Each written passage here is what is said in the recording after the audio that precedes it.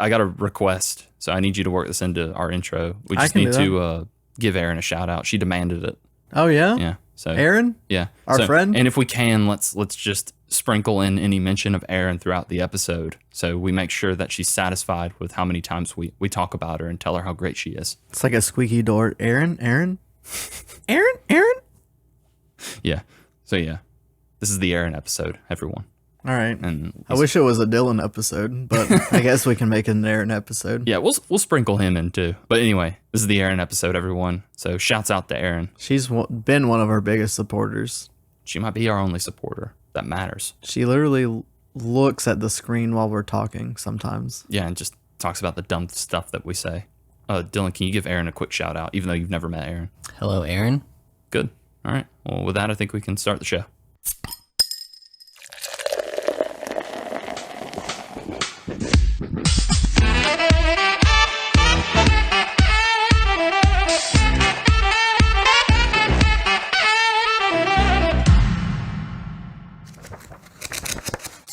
Welcome, everyone, to the Comixology Club. It's a podcast where I, Snoop Lynch, and my co-host, Higgins. Hey, that's me. He's right there. Same as always, every month.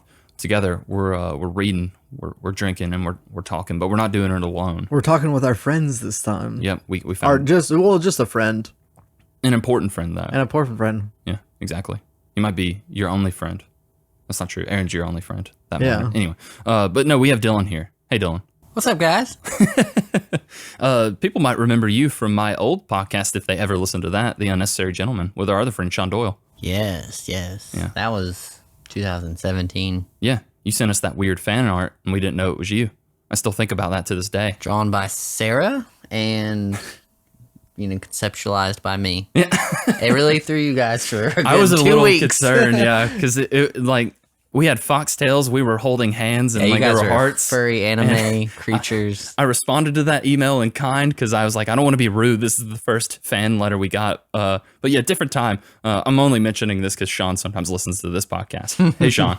Hey, Sean. Well, maybe I only listened to like 5 of those episodes, but I'm glad that he brought it up. Yeah, I'll see if I can find that fan art and then just leave a random link to it so people can see what I'm talking about. If you want to send it to me, I can pop it in our promo and everybody can see it. Yeah, can you do that thing where you put it as like my contact picture so whenever I call you, that's what you see? That'd be perfect. Excellent. All right. We'll get to that. But first off, business to attend to, of course, as always. Higgins, this is a podcast sponsored by 008 Studios.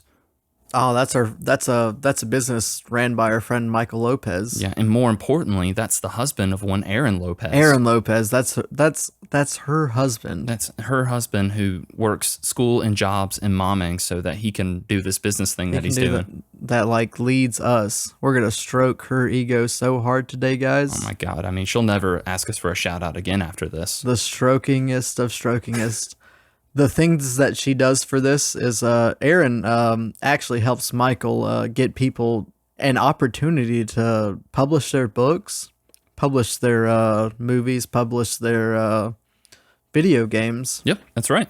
100%. Not a single thing could be done without Erin Lopez, and we don't need to forget that. But also, yes, Higgins, you're absolutely right. She has helped Michael do all those things. They've put out 5-ish books, probably. Well, 5 to 6-ish books. The ish is the really big important part because we don't exactly know how many books they are. That's right. And you can know if you want. I'll leave a link to Michael's website. Michael and Erin's website. No, Erin and Michael's website, 008studios.com. And you can go and you can buy some of those books. You can buy some merch. Recently, we had the author of For a Few Days More talk about his book. I actually listened to that, and then I was like, man, I don't know how I missed him talking to us in real time in that episode, but like, man, when I listened to it again, I was like, man, that was really nice hearing him say those words about his book. Yeah. You went to the bathroom for a second, and so he just that's popped what in. happened. But he's got a kid and a wife at home, so he's got to get back to them. And we can't be touching their arms all the time. No. But yes, so check out all those things. And Michael is still working on many things to come. There's probably some timers in there for future projects. He's working on his own. He's working on others. I'm doing some YouTube videos for him. He's getting into that game now, so you can check out those. We're probably doing YouTube videos for him. In the future, for sure, yes. But today, we brought Dylan here. One, to, again, mention how great Erin is. but also to talk about a book that he picked. Dylan, what is that book that you've picked today? I picked the graphic novel Batman 89, which is a graphic novel sequel to the Tim Burton Batman movies. Yes. Yeah. Yes. So, Who's that by? Do you know? Because I barely know.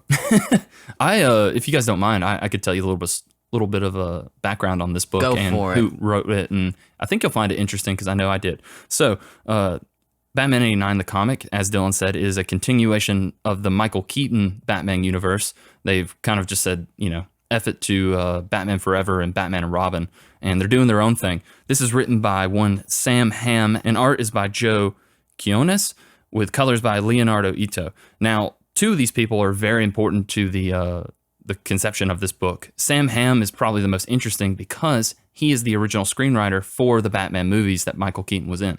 That is wild, because It is. I've never seen the original Batman movies. Really?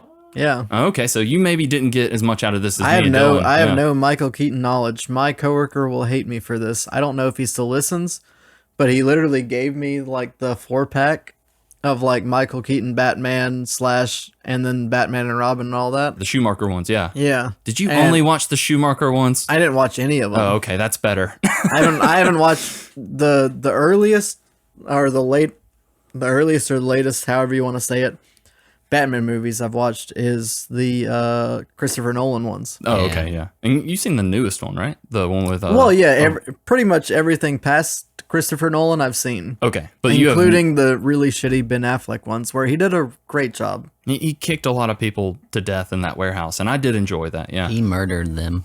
it's a man with a crate and his blood's on the wall. Just that man's never going back to his wife and kids. But okay, so you've never seen any of the Michael Keaton ones. Okay, so No, I know there's Danny DeVito, I know there's Jim Carrey, I know there's the lady that plays Poison Ivy, Uma Thurman. Yes. Uma Thurman. Yeah. So all you need to know, which you don't really need to know because you read it, and I still think you've got things to say, it sounds like, but this only takes place after Batman Returns. So again, just the ones with Michael Keaton. Sam Hamm wrote the original screenplay for Batman 89, and he did write the story for Batman Returns, but apparently a lot of that stuff that he wanted to do was thrown out. That gets worked back into this one. So the two biggest things. So he basically said, "Screw you." Well- That's what you're telling me. May I chime in? Of course.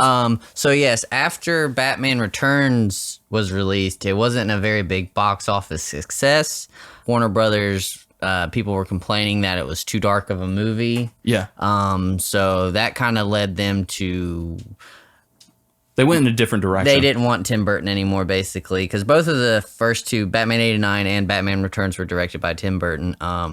And basically they said, Batman Returns was too dark. It's not a fun family movie, which is when they brought in Schumacher. And a lot of stuff had already been kind of conceptualized for a third Batman movie, which would have been called Batman Continues, which is interesting. It would have had certain concepts like, I think they were trying to get Robin Williams in as the Riddler. They would have brought Billy D. Williams back, who was in Batman 89 originally as Harvey Dent. He would have came back and kind of turned into Two-Face. That's what Snoop was telling me, and so when I was reading this, I was like, all of this was very, very new to me. Yeah. And that makes sense now that because you did tell me that earlier, and I was like, oh, I thought it was a pretty good kind of interpretation of Billy D. Williams, but if you never saw those movies, you wouldn't have known that. So yeah, this idea, I really, really liked this. I didn't love it overall, but I really like a lot of stuff in this, but just how it came about is so interesting to me because Joe Quinones did the art on it. He originally pitched an idea to go back to the 89 Burtonverse as a comic back in 2015. Apparently a lot of different writers and artists for DC did, and it just it didn't go anywhere. But with the success of bringing back the Adam West Batman with Batman 66 comic, and they also did some animated movies, I guess DC went, there is something in this. So they approached Joe Quinones, and he's the one who came up with the idea to get Sam Hamm back. He needed a writer, and he's like, well, let's just go to the guy that made the movies that people liked. And I don't love Batman Returns, but I really enjoy Batman 89. And again, knowing now that Sam Hamm's ideas got kind of tossed out in Batman Returns, the two biggest ones that were worked into this were Billy D. Williams' Two-Face transformation and the idea of a Robin. I don't know if you guys know this, and it's probably one of my favorite weird stories that I found out about. I know this. I love it. Is there was going to be a Robin in Batman Returns, and it was cast with Marlon Wayans. Well, Batman. Batman So Returns. Marlon Wayans was going to be Robin in Batman Returns, yes. But so they didn't. Tim so Burton. the Batman and Robin with Michael Keaton, or no, sorry, with with George Clooney and whoever it was. well, so that Robin played by Chris O'Donnell, he shows up in Batman Forever when Val Kilmer is Batman, and then he's back again when George Clooney is that Batman. Which is officially the worst Batman movie? Probably the worst superhero movie, but Yeah, it what they were trying to do with those, I can respect. It was supposed to kind of take it back to that 60s era, you know, the Adam West, he's kind of goofy and it's more fun, and you know, ultimately Batman, as many comic book superheroes, it's intended for children. But yes, those are considered the worst Batman movies ever made, and it did kill the franchise for about 8 years. Marlon Wayans would have made a heck of a Robin, though. Well, that's not even the best part of the story that I enjoy, and this is never been confirmed by him, but it's pretty much been confirmed by everyone else that he was cast as Robin. It was going to happen. They realized they had too many characters with Catwoman and Danny DeVito's Penguin, so they let that part go. But he got paid, rumor has it, $100,000, and maybe to this day still gets residuals for that movie that he was never in. nice. So Good for him. That Yeah. is good. Because, I mean, you mentioned it. The amount of characters in this comic is like way too many, right? I think that it's on the... They hit every character on the nose so hard. Yeah. Well, I think the reason that I don't disagree with that because of the fact that you haven't seen those movies.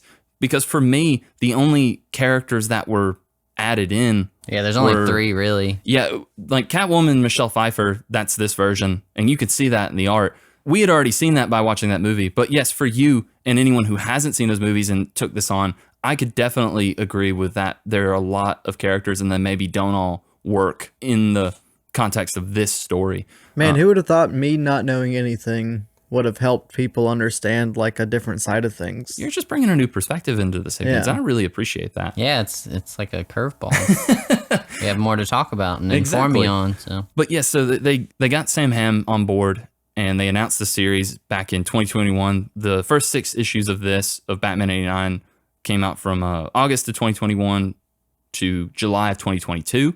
They have since continued it with at least Sam Hamm. I don't know if Joe Quinones is back for art, but this has started up again late last year with I heard Batman there's like an Echoes. Yeah. Yeah. I saw that. Yeah, and that is actually going off of even more ideas that were going to be in that movie Dylan was Yes, talking yes, about, yes. where Harley Quinn is introduced, which Well, is they an were interesting talking angle. about. They were talking about in the comic book. They were talking about a shrink, like a daytime shrink Mm-hmm. that shows up, and they didn't mention her name, but I was just like obviously assuming anytime anyone mentions a shrink in like any Batman universe, you have to assume it's Harlequin Quinn. Yeah, Harlan Quinzel.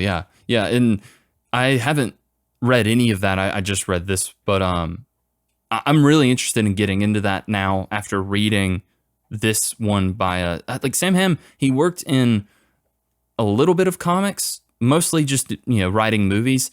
But he did a Batman book a few years before this called Batman Blind Justice, where he introduces a mentor figure to Bruce Wayne when he was kind of coming up, kind of like the Batman Begins era, where he's traveling around the world getting ready to be Batman. So that's why they thought he'd be a good approach for this. And I think this was a great idea to bring him into this. It works for me as a sequel to those movies. Like, this is basically a screenplay turned into a comic for me. yeah, that's what grabbed me and made me interested, because I know there's been a couple of times there's been comics that have just been sequels to movies, and the fact that just the cover, if you take the the cover off, it's the hardback version of it is just a VHS tape. Really? Let me see that.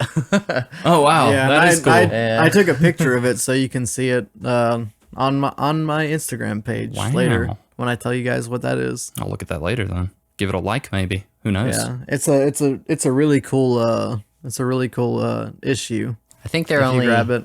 up to the second issue of Batman Echoes, and I think it's gonna be another six issue. But Yeah. I'll be down for the sequel to that one too, whenever it gets released and by the end of the year. I think we'll be happy to have you. I think this is one of those things that's just kind of like going to be a living story for as long as the team wants to do it. Yeah. Sam Hamm came back to do Echoes, and apparently a lot of the ideas that are being done in that he did want to do in this, and I'm glad he didn't because, again, for me, it's really only introducing 3 kind of new characters, but adding any more to this, I feel like would have really brought it down because one thing I will say about this that I have the same problem with in those Burton Batman movies is Batman's on the title, but he's not exactly what I would call the main character in any of these things. Batman's nothing, but Bruce Wayne is kind of the main character as far as like out of the two. Bruce Wayne is the main guy in those in the flip side of those two guys. The characters that they bring up, it's like every time they bring up a character, you're like, I know exactly who they're trying to pull in. Like the new character you're talking about, which is Robin. Yes. Is I don't know. It's like me looking at it as a guy that like did like a DC comic podcast with you. They named Robin Drake. Yeah. And I was like, okay, so this is Robin. And they put him in like a coat that looks like Robin. Yeah. And then like Selena Kyle comes in and she's easy, like Catwoman and stuff like that. But it's just like the amount of like I don't know what.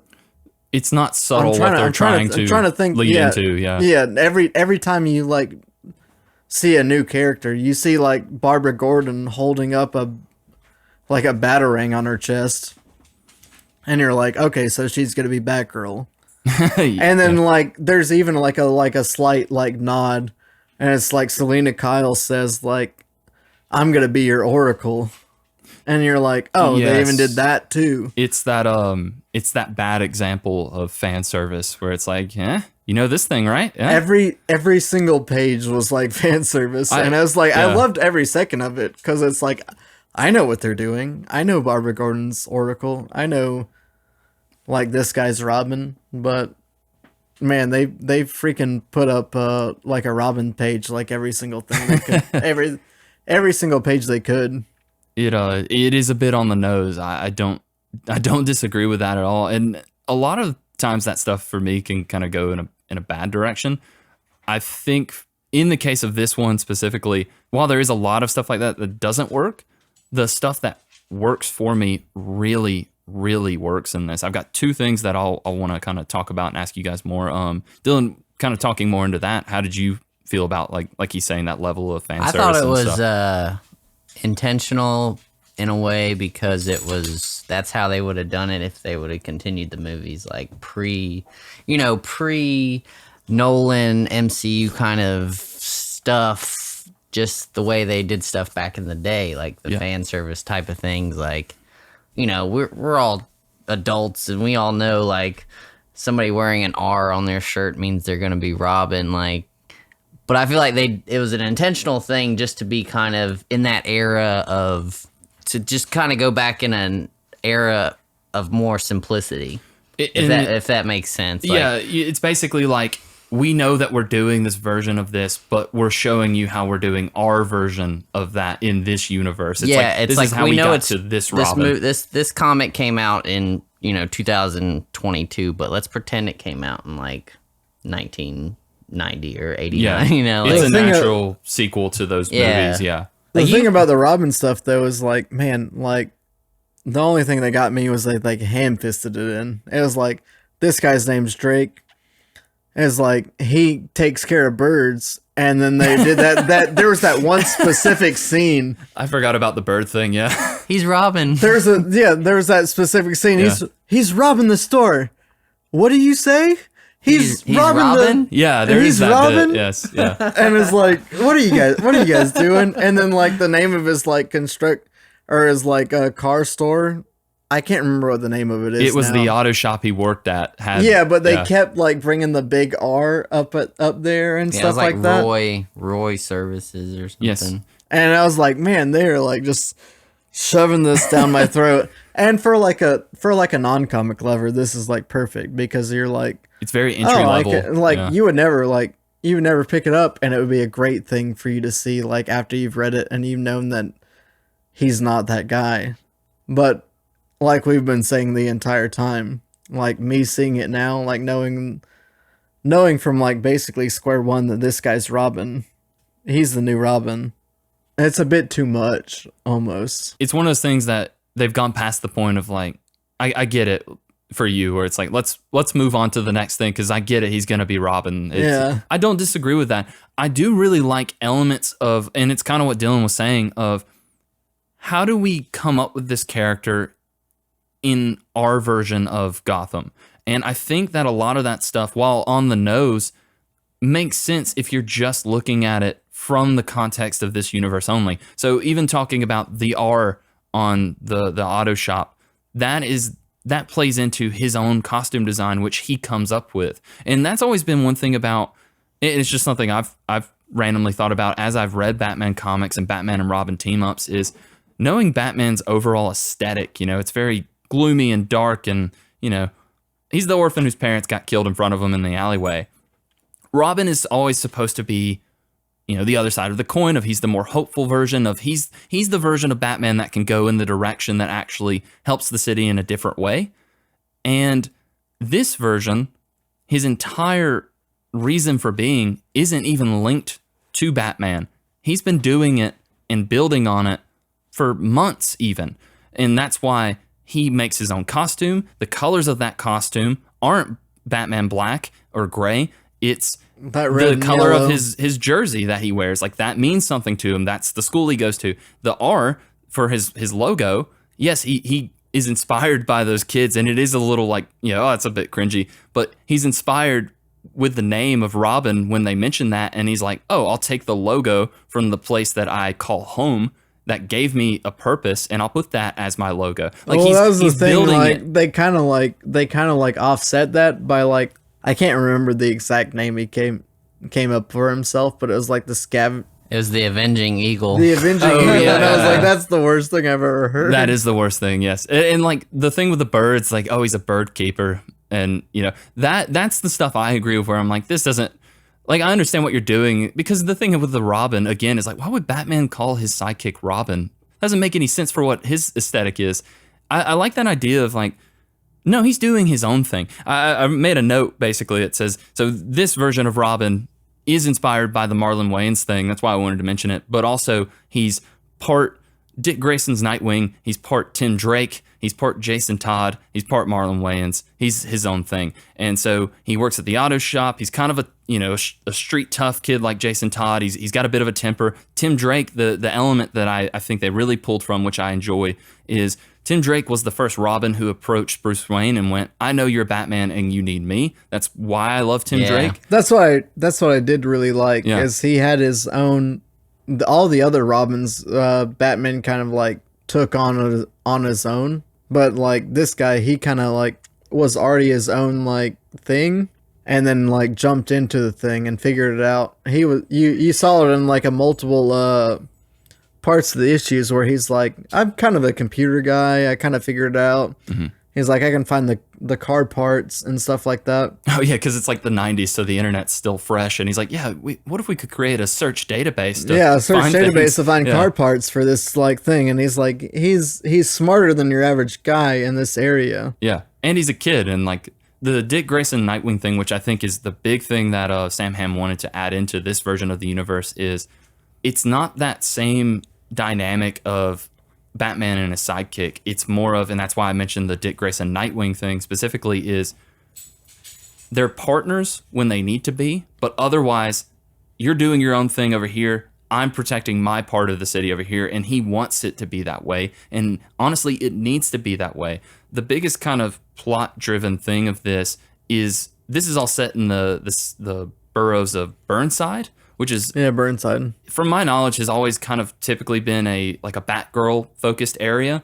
And they took the idea of when Dick Grayson, the first Robin, leaves and becomes the character of Nightwing, his own superhero, he goes into a city called Bloodhaven. That's the part, or that's the part that they kind of aped off of this. I think that that's a great idea because for someone like Batman who you don't know who he is, but you know he's got resources, you know he's a white guy, and then you put him in this area, which the people that he's interacting with or trying to protect are scared of him because a lot of people in this area, this is the poor area of Gotham, and because of that, a lot of people are committing crimes not because they want to, but because they feel like they have to, and then you bring in this figure who he's like, I'm here to protect you, but as far as they understand it, like, no, you beat up criminals like almost to death, and we're just out here trying to survive because this is all we have and know.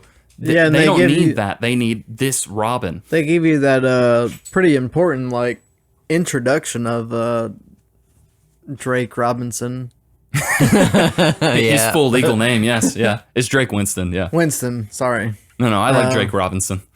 I'm gonna refer to him Drake as that Winston. from now on. Yeah. But the full introduction of him, where he like they think he's like robbing this like convenience store, and this guy's like, I have to get this money for this baby, and they're like, he stole the money from the cash register, and all he stole was like diapers and baby food, and that's the first time you meet Robin, basically. It's the first time that they have an interaction together. Yeah. And Yeah, and it's like he was like, I'm stopping you from stopping this guy that's just trying to do the bare minimum to help his family. And it's like, oh, I kind of see like where he's coming from. It brings a different side of Robin where it like kind of, it gives him a way to say that like, Batman stops bad things from happening, but like maybe the bad things that Batman's stopping from happening isn't the best way to stop the bad things that are happening. His approach is not what's It's not needed. the end all be all way to stop bad things from happening. He shouldn't be basically. judge, jury, and executioner. Yeah, exactly. All in one. And that's what it's basically bringing Robin to the pedestal where he stops Batman from being the only person that decides what's good. Yeah, and again, like Batman is in a side of Gotham City that he's not familiar with. He doesn't understand how it works because he's as far separated from these people and their daily lives and what happens as anyone could be. You know, by day he's Bruce Wayne, rich socialite, and he lives by himself in a random mansion wearing black turtlenecks and just doing his own thing. This is a kid who lives on these streets and knows what these people are going through. He is Robin Hood for these people. He is doing what needs to be done to help these people. And that plays into the other side of it, which is there's the third character of Harvey Dent who wants to do the same thing. He's even from this town. He grew up with the same mechanic that this Robin grew up with. And you just see three guys approaching how best to fix this area. And they're all kind of going about it not the best way. But what Sam Hamm does really well here is highlight that Drake Winston is the hero that not only they need, but it's also the hero that they want. Like, again, when you see interactions of people in this area in Burnside talk about what just happened, like, oh, the arsonist struck, they're talking about things like, oh, like Batman, he's so scary. But then when they mention Robin, they're like, this guy's great. And then the same thing with Harvey Dent. They're like, oh, he seems well, like he means well, but also I don't really trust him.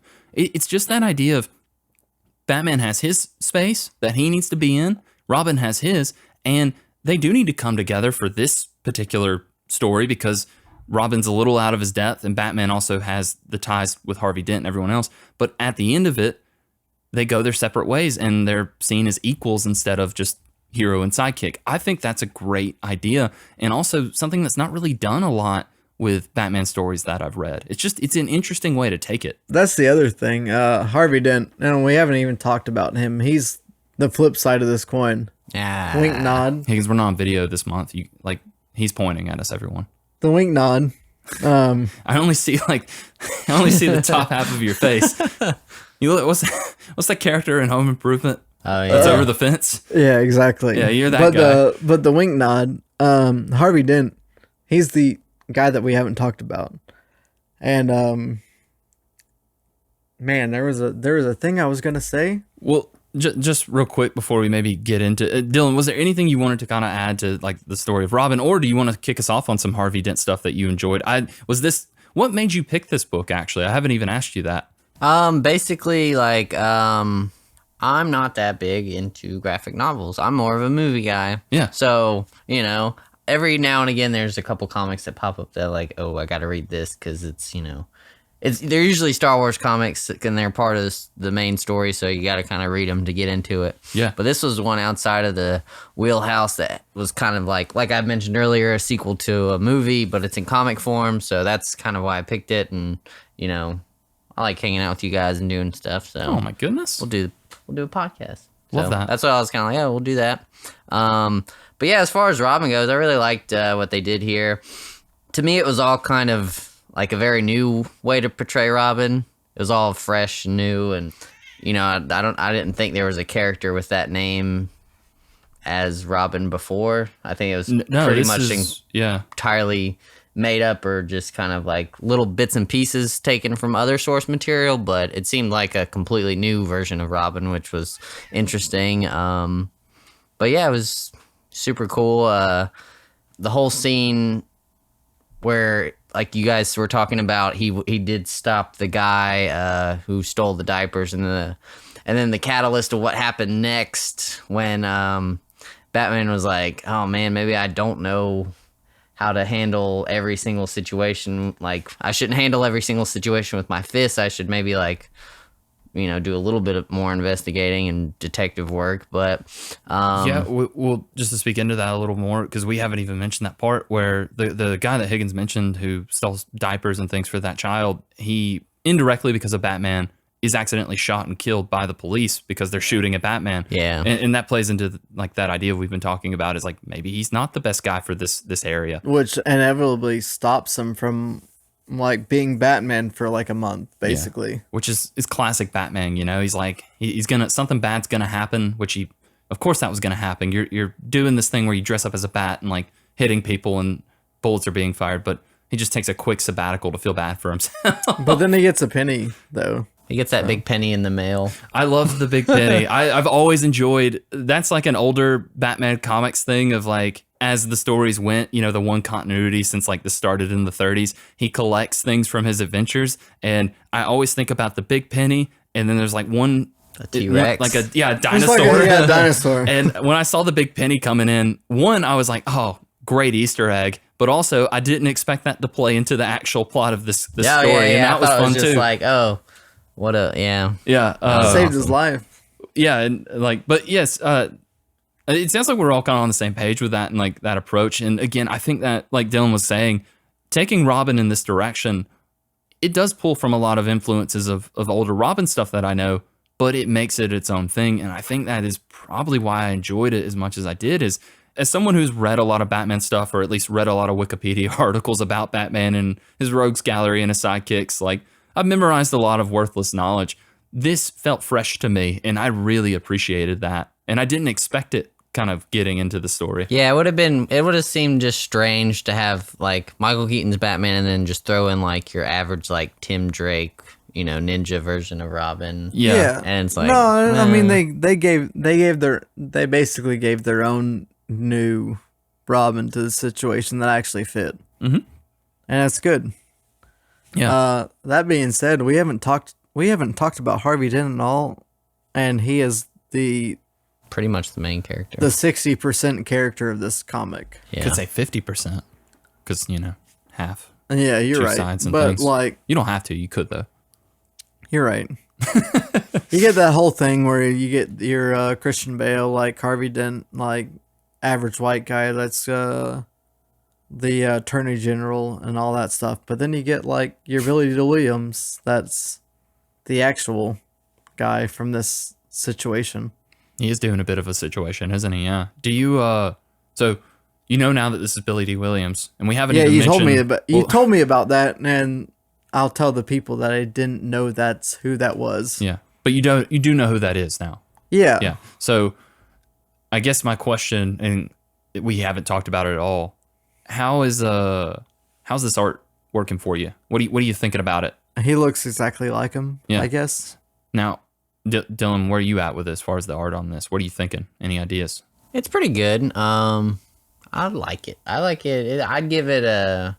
So I'll just go into the little spiel. Like, one thing that kind of like drew me towards this, which it did not have any elements of, is like it would be a little Tim Burton-y. It was not at all, which is okay. Not at all. I'm It's okay. comics. I was okay with that, so like that's fine. I will tell you, it's they did the art and it's comics. Yeah, That's it. Oh yeah, definitely. That is 100% what has happened here. You're right. No, I agree with Dylan. That was my initial reason for getting excited about this was like, and I mean, like that is done so much for the versions of the character that we grew up with. I mean, the Batman, the animated series, a lot of that aesthetic is pulled directly from what they did in those early Burton movies.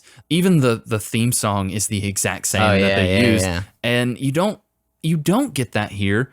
You get like the costume itself, because there's a bit of a redesign with the Batman costume compared to those movies. And Joe Keown apparently took inspiration from the Michael Keaton version and the animated series. I think what he really meant by that is he took the white eyes from the animated series. Yeah, pretty much. Which it seems to be like some kind of like tech thing, because there's a bit where he's like doing a bit of flirting with Catwoman on a rooftop. Classic Oh, yeah, stuff. he's kissing her all over this comic. He is Licking his face. and he like hits a thing, and then you just see Michael Keaton's like what he looks like in the movies, where it's just his eyes, you know, and he has like the black eye mask or eye makeup He never on. doesn't not kiss Catwoman, basically. Yeah. The character designs, I think, are the most Burton thing we get in this. I do really enjoy, again, those redesigns of kind of, because it's a continuation, and you, like a lot of superhero stuff we've seen and read, you want there to be a natural progression of the costume. Yes. And you get that. You see a little bit, again, more of that tech side. Apparently, this version of Batman has like an Under Armour kind of situation where it also has his heartbeat monitor. That's actually completely based on an action figure back in the 90s. Where Really? it has Batman removable armor, and I will find it and I will pull it up real quick. That's because sick. I didn't know that. Yeah, that was completely Yeah, it's based off in a toy. the Penny thing, he got shot a lot. Yeah. And that's the thing about like this version as opposed to kind of the more modern day versions we get in movies is it's mostly like padded muscles in a cloth suit. So Yeah. That's always been the kind of the part of those original movies that I also enjoyed is you don't necessarily see it in the movies as much, but just the idea of like there's stakes to him going out at night. Like he's I think the red thing is like scratches from Catwoman, but I Okay. think they turned it into a heart monitor, That's which is very clever and fun. That is clever. Like that's the biggest compliment I give to the art on this is it's clever because a lot of that stuff he makes it into his own version. The Catwoman suit has a bit of a redesign. It's even sexier if you can imagine it. You know, they still Michelle probably had Pfeiffer, to. man. Yeah, like it's more like a see-through. What are those things that the ladies Leggings. wore? Leggings, pantyhose, whatever it's called. But apparently the scratches, like the stitches on the suit, there's not as many. And I was like, that's kind of weird. Well, in my version, they make notes of the character designs, and apparently there's like 8 distinct scratches or stitches that are supposed to symbolize she's on her ninth life. Oh yeah, that's Which cool. Makes sense because, well, Higgins. Oh, I didn't even see that. Yeah, and it's cool because like in the end of the last movie, you think that she dies, and then there's like a scene at the end where she's probably alive or whatever, and that's why he acts surprised when he does see her in this Well, story. yeah, that's the main part that a lot of the main part of him seeing her in this issue is he's like, you've been gone for a year and a half. It's a super fun scene because it's like at the beginning of the movie, she gets pushed out of a building by her boss. Christopher Walken. Yeah, and then that's how she loses alive.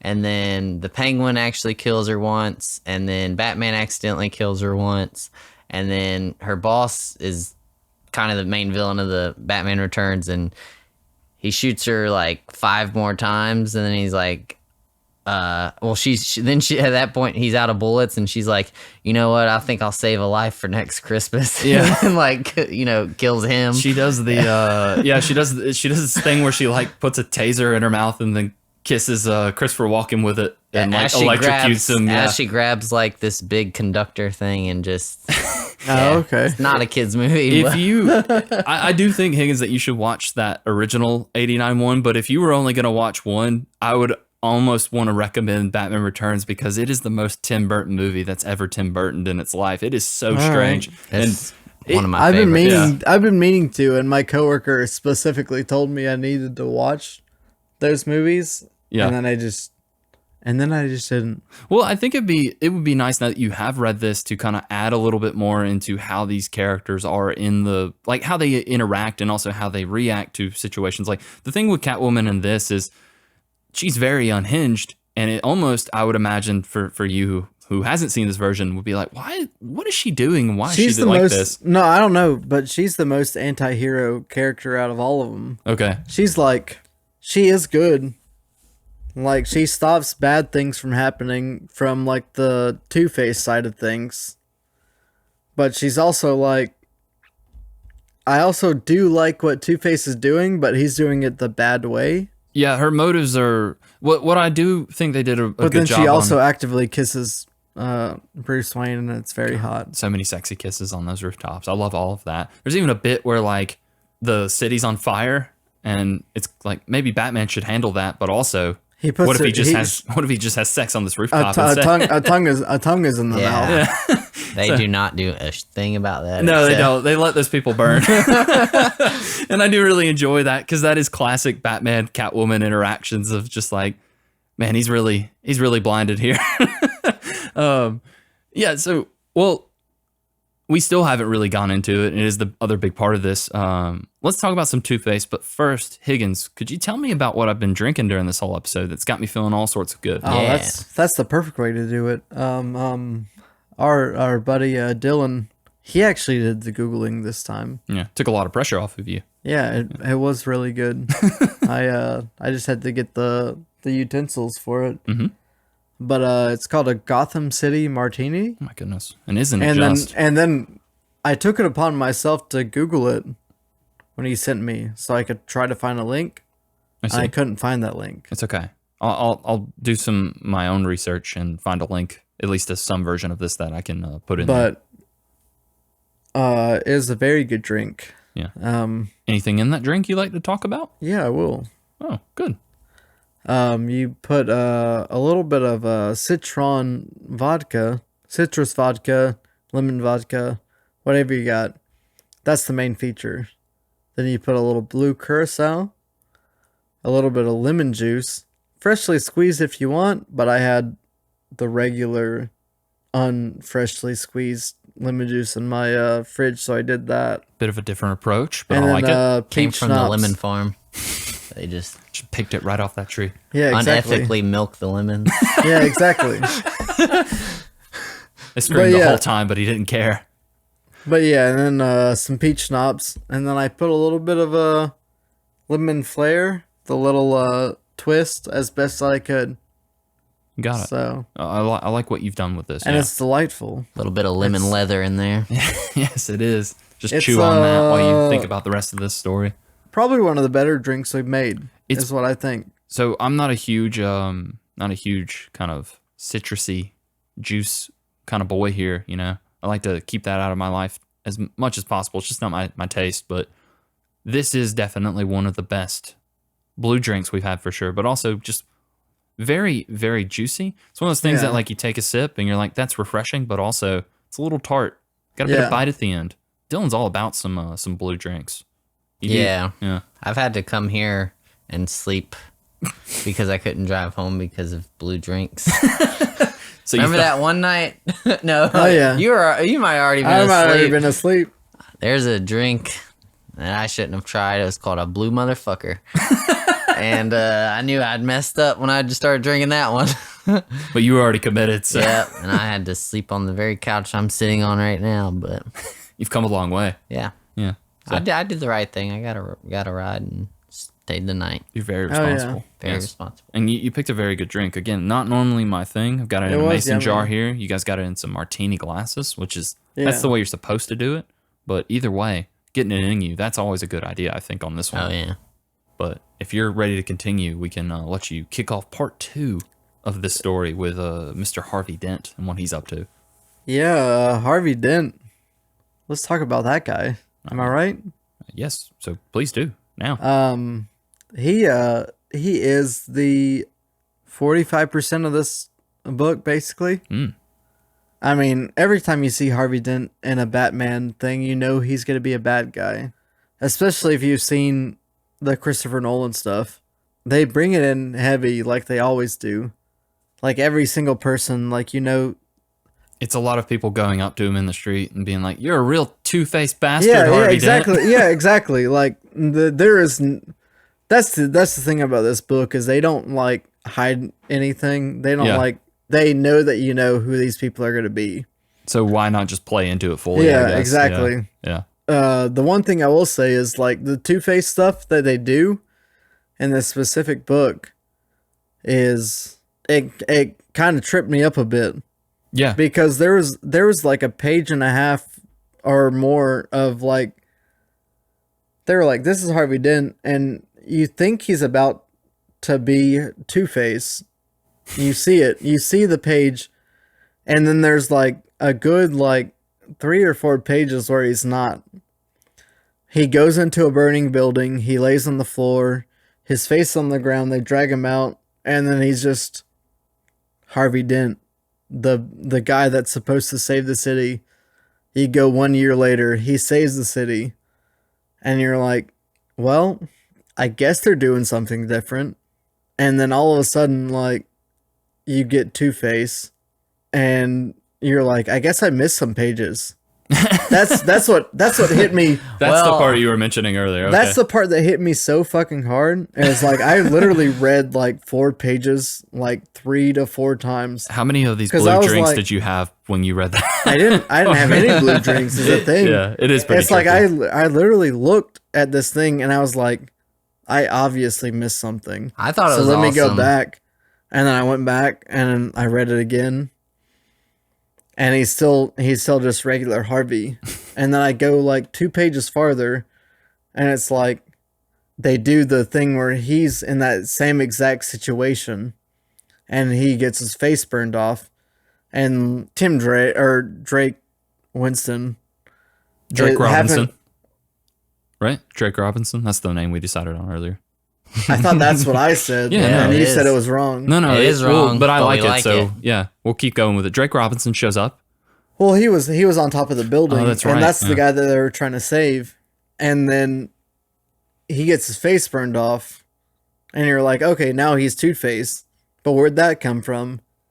And then you get the evil like half side of Two-Face that makes him do all the bad decisions that he does. Yeah, we go into the classic stuff. Yeah, Yeah. Dylan, you said you really enjoyed kind of what they were doing. Yeah, because like I know we all read it after it was already out, but if we had read it issue to issue, it would have been a different take on it. Because what happens is at one point in the comic, the car shop that Drake works at is caught on fire, and Harvey Dent is around, so he's freaking out, and he actually runs in to save Drake because Drake's supposedly still sleeping in his room, Take a nap, and he and, just he does the full hero thing. He runs in there just brazenly and tries to save him, and then Well, there's even that part where like he goes in and goes in to try to save him, and he's laying on the ground, and there's like some like liquid like kind of like pouring towards him. the way you finish this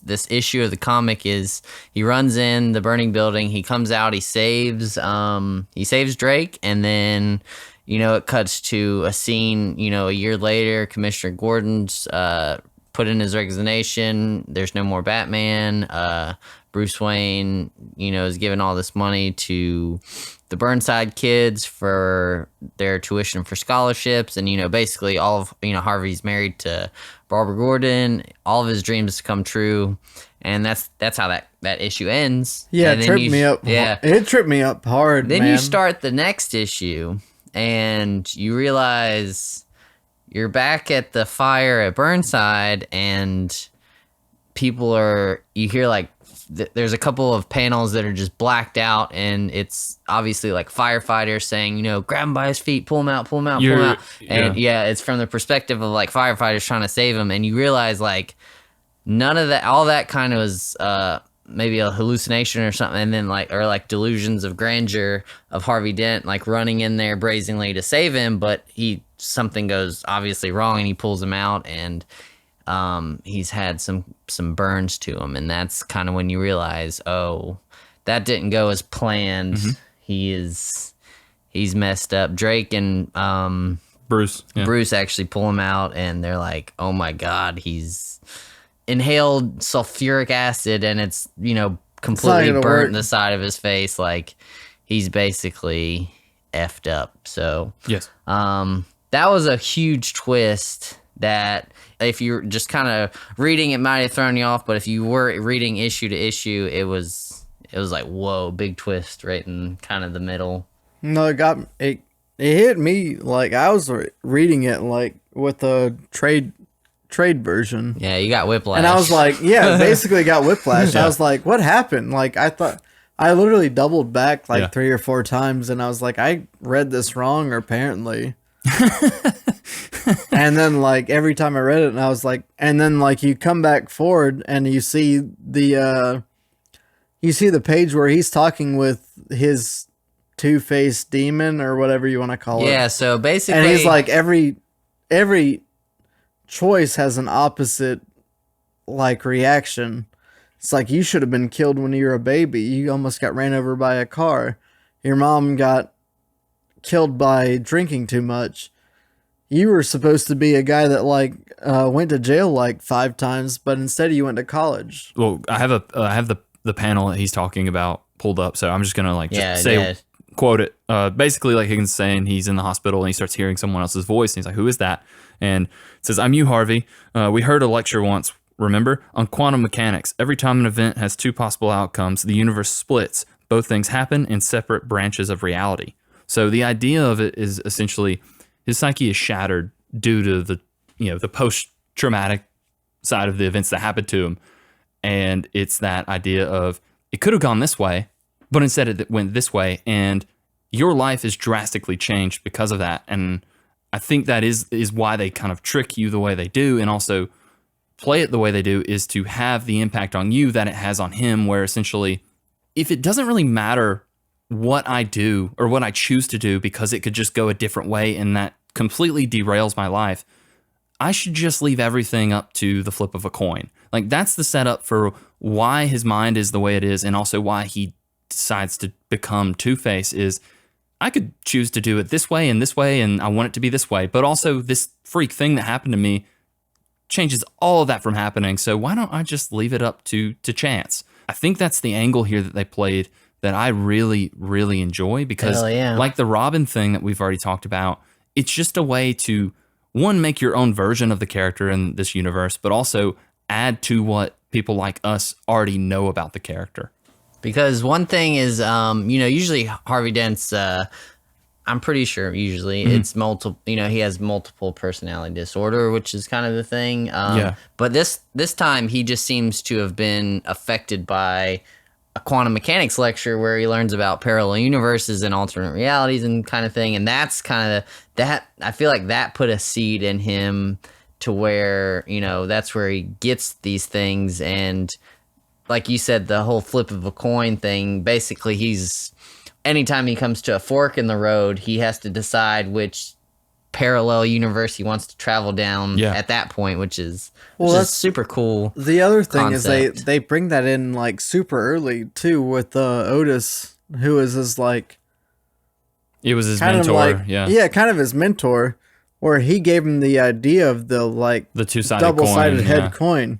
And then you get that, you see him like giving that to him, and then also like he's with Barbara Gordon after like a certain event, and she gets her purse stolen, and he goes into the alley, and the guy he comes back and tries to get it from him, and he's like, heads you die, tails you live, and he flips the coin, and he knows it's going to be a double-sided headed coin. Yeah, but they don't know that. So, they don't know that, and it lands heads, and and then you're like, he just shot those people, and then he's like, no, I just shot in the air. Yeah, but you're like, 5 seconds later into the end of this story, he would have shot those guys in the head, no problem, if it had landed on that side. Yeah. And I think that's kind of what Dylan was talking about too, of early Harvey Dent, is the reason why Two-Face happens is because that accident happens to Harvey Dent, a man who, for the most part, seems to want to do well, but he has this weird twisted sense of morality of how to do well, like of how to do good. And even though like you're saying where it's like, oh, like I know this is a double-sided coin and I know that like heads they'll live either way, a sane man wouldn't even do any of that. It's like there's a side of Harvey Dent that's always been deep down, I'm one of the worst people in the city. And he's normally able to kind of twist that into his own version of good. But what happens to him is this accident that, like Dylan was saying, causes him to go through this mind shift, and the bad side's able to kind of come out on the surface. And that's why you have it split down the middle of this side was always in him, but he's now struggling with which to go with more than ever. And his mind's broken to the point of, I can't make this decision on my own. I'm just going to let a coin flip decide where I go. And if it had happened to anyone else, that would have been something horrible, but they wouldn't have gone down the path that he went. And there's also this idea at the end of maybe it was always meant to go this way. Maybe it wasn't chance. Maybe this is the kind of person that he is, and this was going to happen to him in some version or another. Like the result was always going to be the same. I think all of that's great. And I think, again, to take this version of this character that we never even got to see, even though they were teasing it in those movies, and do this with it, that's a really kind of great payoff for people like me or Dylan, or even people that were watching it in the theaters when those movies came out, like back in 1989. Exactly. It's a really great way to kind of continue this universe and play into this idea of like, this is what we wanted to do. Apparently this is more or less kind of how he wanted it to go in Batman Returns. He didn't really seem to have Sam Hamm. He didn't really seem to have much going on with the Penguin, maybe not even at all. But that was when he said he got fired from writing that movie about halfway, and that's when it got more Tim Burton-y. That's always been the complaint most people have with Batman Returns, is because Batman 89 did so well, Warner Brothers went, hey, Tim Burton, do whatever it is that you want to do because we know it'll make money. And I think that they just had conflicting ideas. Like, again, that Robin thing that Sam Hamm wanted to do, maybe even this Two-Face thing, and he got pushed out. And it's great that we now have a version of that story. If not a movie, at least like we get to see it play out. Yeah. And this is also what you've talked about already, and they do it even harder at the very end. There's some really cool experimental kind of panel layouts with Two-Face in this. Yeah, that's what I wanted to ask you guys about. Like, what's your guys' favorite panel? Because mine's the one where it's just his face. Mm-hmm. And it's like going through his thoughts. It's just in the entire page is just his face. And you see it split between him and his Two-Face. Yeah. And they're just talking to each other. There's plenty of other panels kind of like that, but that was probably like my favorite like art design like style of it. I don't know if you guys had a different like favorite panel. I didn't know to look for one. Snoop, do you have one? I do. If you want me to go ahead. Yeah, and you speak go it ahead to. and let me. It's around the same part that Higgins is talking about, where he flips a coin to decide kind of what's going to happen. But before that flip can be finished and he makes his decision, Catwoman cuts the hanging penny. And there's a lot of cool stuff in that whole sequence where basically the reason Batman wants that penny in this is because it saved his life from getting shot by a bunch of thugs early on. Yeah. And that side of the penny that falls on Harvey Dent and causes him to fall to his death is burned from the bullet holes. So that's the other, it's the same thing. Oh, yeah. So that's really cool. But my favorite panel is you see the coin in the center and you see multiple panels, and they each tell their own story of what could have happened based on where it landed. So you see a story where Harvey gets pulled up by Batman and he shoots him in the head and gets what he wants. But then what actually happens is the other side of it, where he's hanging on by a cable and the cable eventually snaps, and so Bruce isn't able to pull him back up. And it took me a really long time to figure out that's how they were doing it because of how it's laid out. Yeah. Yeah, because of the cable snap. Yeah, kinda. well, just the stabbed him layout through of his it. hand. Yeah. Yeah, because normally you read it left to right. This one though, you're supposed to read it up to down, and about halfway through you see the coin land, and when that happens, the panels, instead of being separated left to right, are all like one wide. And that's when we're back into the current. This is what's happening, and that just goes into that quantum mechanics idea of like it could go either way, and what happens if it does. Dylan, did you find your favorite panel? So Batman just got home after the city's burning, and they had just, probably had sex, and he's got the cat, and he's feeding it some bacon, and he's telling Alfred how good the penny looks in the Batcave. Yeah. That's a good one. That's just a fun one. And then when Two-Face is down in the subway, and he finds his new hideout, which really didn't play into the story after that much. That was a really good one too, where like the subway was like split. It was supposed to be like a... Some of them was like cobwebs, and one looked like pristine. It was supposed to be like a good meeting point between the rest of Gotham and Burnside, but before they could finish the Burnside of the subway the money connect it, the money ran out. So that has significance to him because that was the first project he basically took on after moving out of Burnside and getting into a position where he could help his city. So so that failure kind of, he became that failure. It sticks with him. Yeah. Honestly, basically what we're saying to you guys is we've barely touched into what this comic is going to tell you. So we need you guys to read this. It's super fun. Super fun. It's one of... Even if you're not that into comics. Honestly, like when Dylan suggested a Batman comic, I was like, I'm not going to get much out of this. It's going to be a fun romp, and I'm not going to see much out of it. But it's been probably the most interesting superhero comic I've read in a long time. That's cool, because I don't read a lot of the other ones, so I don't know how on par it is with it literally, like, a lot of the superhero comics we read, like, they fight a bad guy, it's done, you see it. But this one, like, had a lot of twists, and I don't normally see that a lot with a lot of superhero comics. And I think the reason why that is because it's closed off in its own thing. And so it's a lot of Batman stuff you're familiar with, like, oh, they're doing Two-Face, they're doing this. But because it is the 89 universe, we don't have to worry about, like, well, how does this affect the other superheroes? Or is anyone else going to come in from a different city? Like, it's just doing its own thing with familiar elements. But they've done it in a way where it's like, I know what this is, and I like the version of this that they're doing. And it's adding something new. So yeah, I think it's a really, really good choice. And it's a good, like you said, a good comic for people who don't read comics. Like if it's just like you, where it's like, I watched those movies and it's kind of a shame where they ended up going before they rebooted it. So what if it went a different way?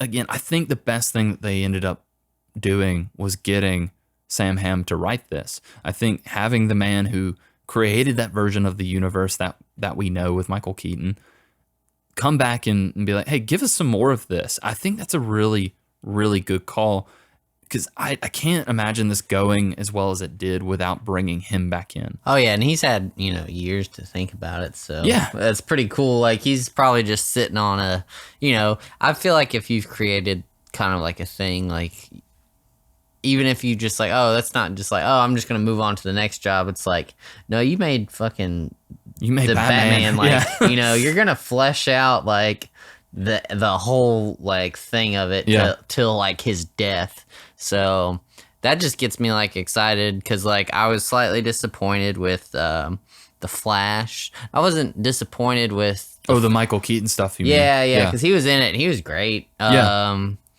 was it didn't do great at the box office, which sucks, because they had a Batgirl movie in the works that they wrote off for tax reasons. Yep. Michael Keaton was going to be Batman in it, and they were also planning on a Batman Beyond movie with Michael Keaton as Batman Beyond would have been tight. Older Bruce Wayne. So at least that was maybe one of my hopefully favorite cartoons when a kid. Oh man, that would have been such a cool movie.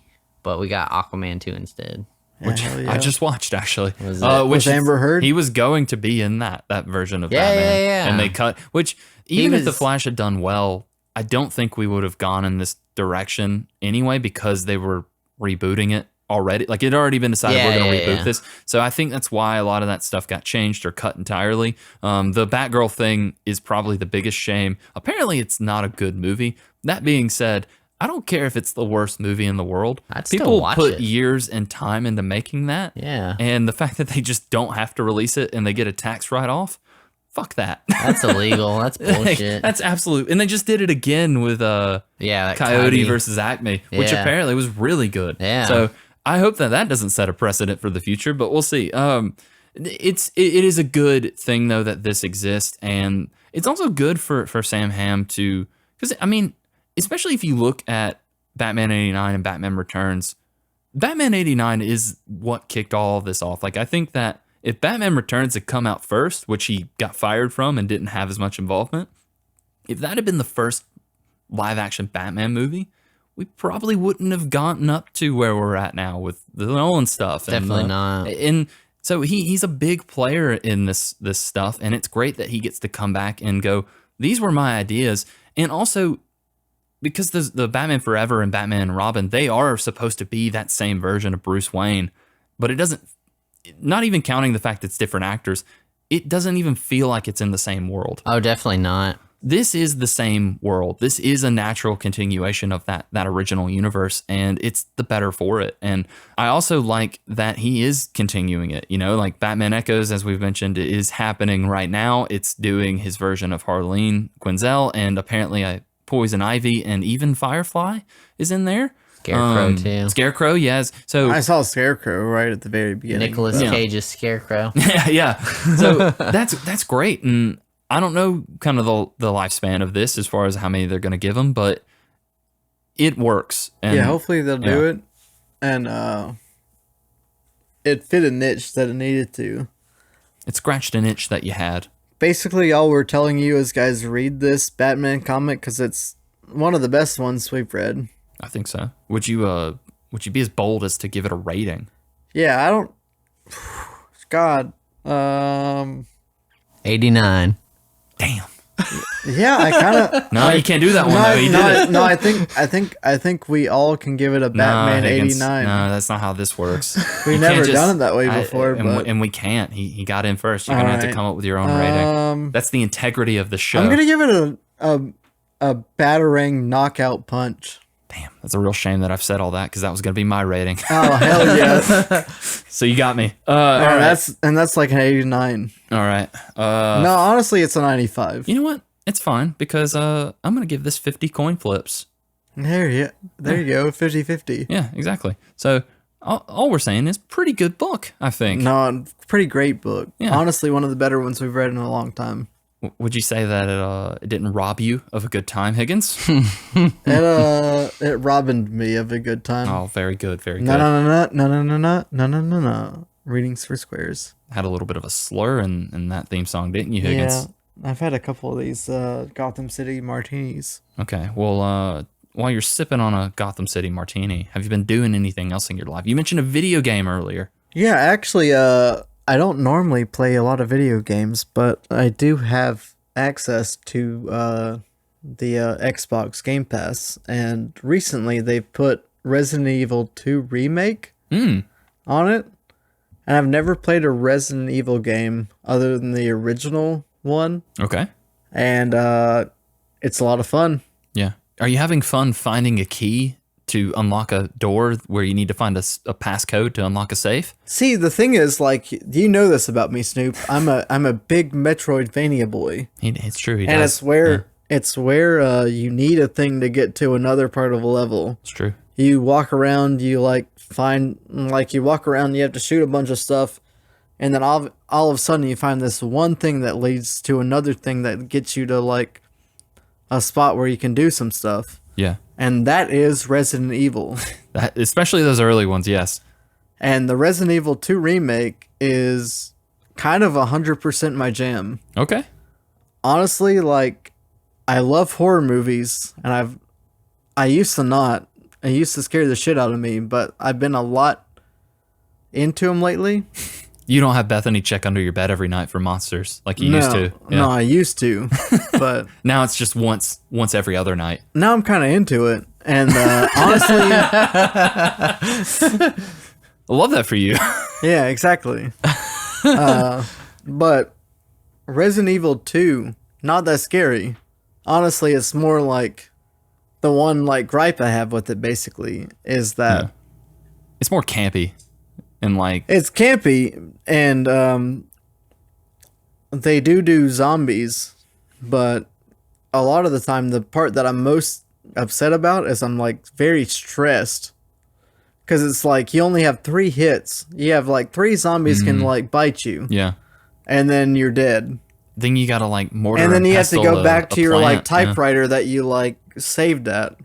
Oh yeah, that is how they do their save Yeah, stuff. so that's how you have to like go back to this typewriter in the middle of the room, and Okay. you have like this room that you go to, and you'll be going around. You have like you find your keys, you find your like random things that like open up another part of the world too. And unless you like go back to this typewriter and save it, you lose all your progress. Yes. And so more than anything, like the zombies, like they're not scary to me.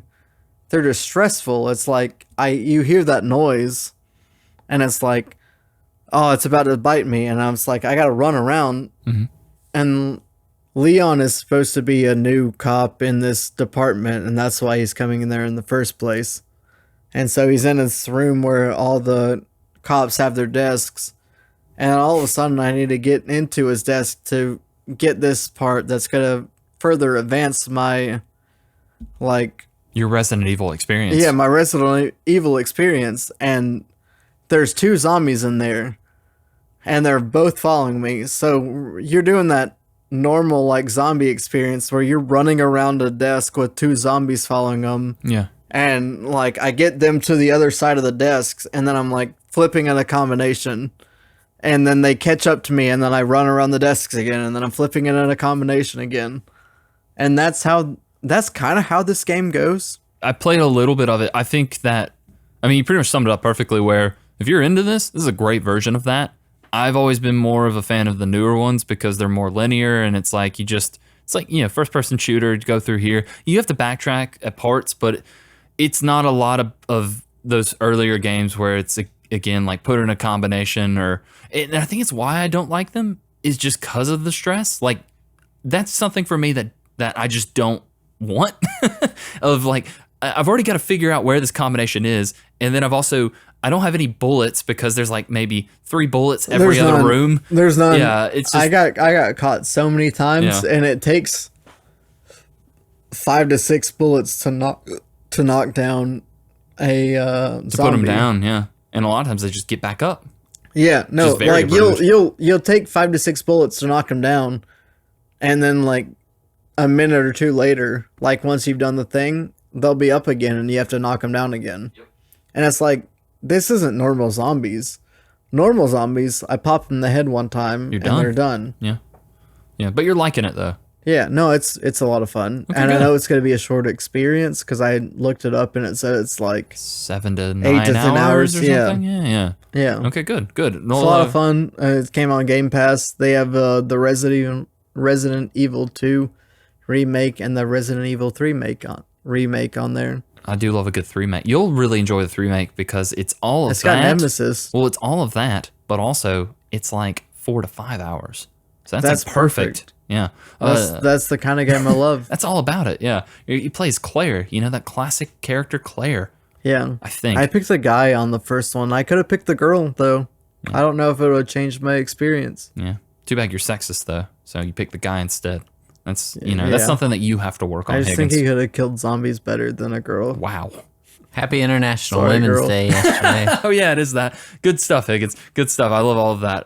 Now, Dylan, you're not big on the video games, so you're probably checking out something else. What are you up to? Well, actually, they're coming out with the updated version. Well, it's not updated versions. The Battlefront Classic Collection on PlayStation 4 and 5. That's right. It's both versions plus new maps. Really? Yeah, I didn't know they got some that. cool new stuff on there. Hell yeah. So I'll probably buy that. Aren't they also re-releasing the Dark Forces games as well? I haven't seen that one yet. Look it up. I haven't seen that one, but yeah, definitely the Battlefront 1 and 2, and it's all going to You're be talking kinda about like Star one Wars, game. right? Yeah, like OG 2000. Because those are the 2 games that I played a ridiculous amount Yeah, of. they're not like they're not like remastered or anything, but You don't have to just- remaster no, it's- those. it's Star Wars perfect. Battlefront, the original, perfect. like was better than, in my personal opinion, better than Battlefront 2. You Yeah. can. It was very cool to play as a Jedi, but the first one was peak clone trooper shooting. yeah, definitely. I mean, both of them together were like, I don't know, they're just.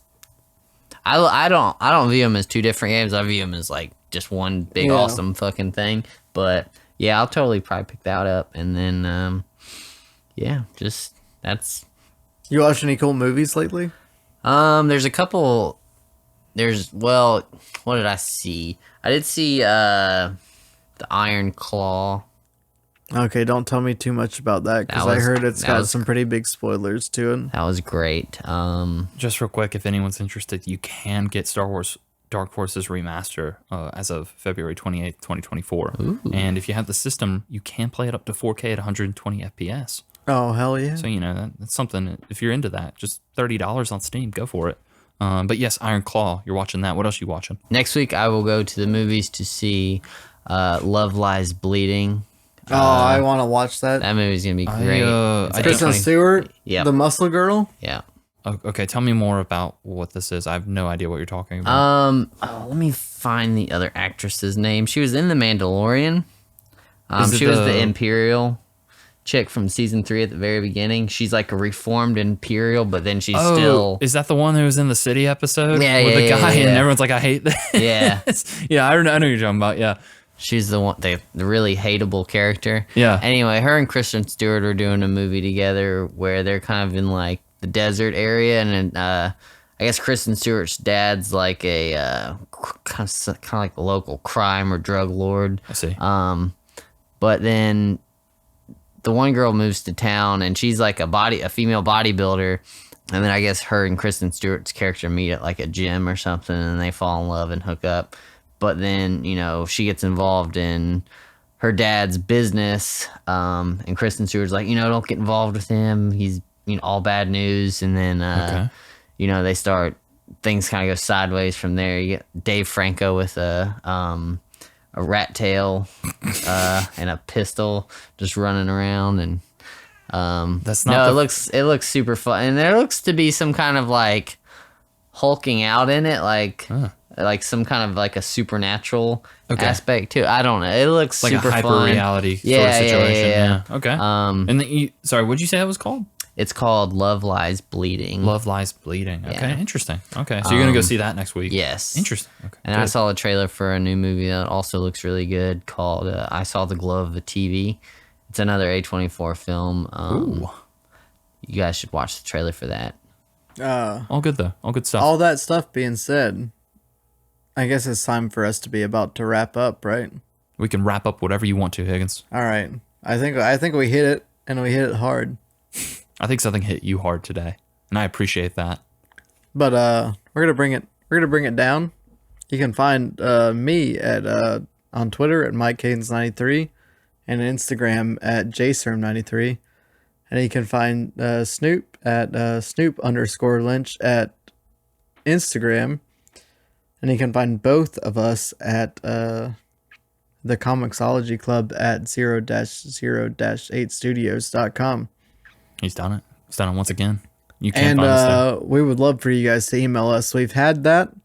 You've heard an episode where people talk to us about that, and we would love to hear more emails about us. If you want to tell us what book we want to read, if you want to tell us that we did a terrible job, if you want to say that Snoop looks pretty in his purple shirt, which he does. Thanks, man. Who does? And we would love to hear it. Yeah. Dylan, would you want people to know where you are at? You can find me at Bank Street and Griffin on Wednesday nights at the bar. All right. Well, hell yeah. Yeah. That's good. I'll find you there. Yeah. Well, Higgins, all that is exactly what we needed to help wrap up the show. If you don't mind, I'm going to give people a bit of a tease. And I guess you a bit of a tease. I would love a bit of a tease. You got a book for us? Yeah. I love being teased. I'll take this purple shirt off later. Tease you real good. Take me there. So we, Higgins, it's been a bit of a year of guests, and I think we're going to continue with that trend. So we've had Dylan on for this episode. Also, thank you, Dylan, for being on this episode. Thanks for having me. Yes, lovely. We'll get you back again when we maybe talk more Batman 89, Echoing Around, or whatever that one was called. But next month, Higgins, instead, we're going to get a special guest star return. One Michael Lopez, who you might know as the husband of one Aaron Lopez. Oh, yeah. The husband of Aaron Lopez? I mean, I didn't think our anyone good could friend be so Aaron lucky. Lopez? Yeah, we'll get her in on episode 2. Dog's having a bit of a moment. You all right, dog? Yeah, he's just mad that New Cat's here. Oh, I mean, New Cat's been here, but She's just mad that New Cat's here. just a bit moody. Oh, she's laid down. Good. All right. Well, dog's okay. New Cat's still alive. Yes, we're gonna get Michael Lopez to return. He picked the book already. It's called 68, Volume 1. Better Run Through the Jungle. And you might be wondering, what does any of that mean, Higgins? 68, Yeah. Volume 1. What? Yes. Better Run Through the Jungle. I don't know anything about this, but looking at the cover and reading a quick synopsis, it's what if zombies were in Vietnam when that was happening? Okay. So Is that when Vietnam happened? I guess so. 68? No one's saying otherwise. So All right. yeah. It is in this, if anything. So yeah, we're gonna read that with Michael Lopez. And yeah, maybe we'll talk about Aaron some more. I don't know. But for now, we're done. We're closing up shop. I'll say cheers, guys, because that's what I say. I also remind Higgins every time, get that egg in you. Dylan, what would you like to say? Just thanks for having me, guys. Oh, lovely. Cheers. Yeah, that was fun. Yeah, thank you for having us have you. So good. Higgins, what would you like to say? No. 89. Cool. I'm Batman. There he is.